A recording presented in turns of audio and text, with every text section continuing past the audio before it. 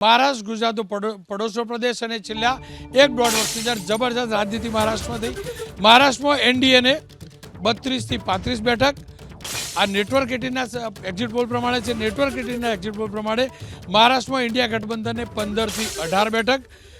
TV9 Bharat વર્ષના મુજબ NDA ગઠબંધને મહારાષ્ટ્રમાં 18 બેઠક, એટલે કે ઘણું મોટું નુકસાન TV9 ભારત વર્ષ મુજબ એનડીએને મહારાષ્ટ્રમાં પડતું જોવા મળી રહ્યું છે. TV9 ભારત વર્ષ મુજબ મહારાષ્ટ્રમાં ઇન્ડિયા ગઠબંધનને 25 બેઠક. TV9 ભારત વર્ષ મુજબ મહારાષ્ટ્રમાં અન્યના ફાળે 1 બેઠક.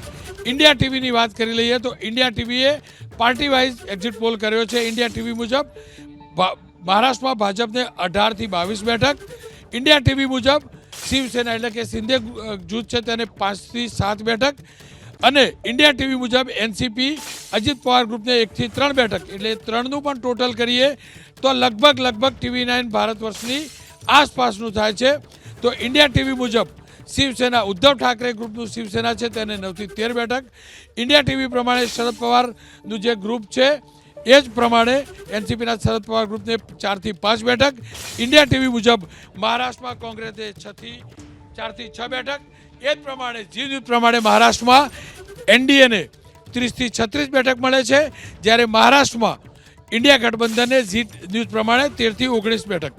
આપને મહારાષ્ટ્રમાં શું લાગે છે, મોટા ઉલટફેર? મહારાષ્ટ્રનું રાજકારણ જે રીતે ખરડાયું છે છેલ્લા ઘણા સમયથી, એમાં સ્પષ્ટ છે ને. મહારાષ્ટ્રમાં મારે મુંબઈમાં અને અન્ય જગ્યાએ પણ જે મિત્રો સાથે, પત્રકારો સાથે, ત્યાંના લીડર સાથે વાત થઈ. મહારાષ્ટ્રના પરિણામો રોનકભાઈ બધા માટે ચોંકાવનારા હશે, ઉલટફેર હશે. નુકસાન કોને થશે? મને લાગે છે કે મહારાષ્ટ્રમાં બીજેપી જે એક્સપેક્ટ કરે છે એટલો ફાયદો મળી નહીં શકે.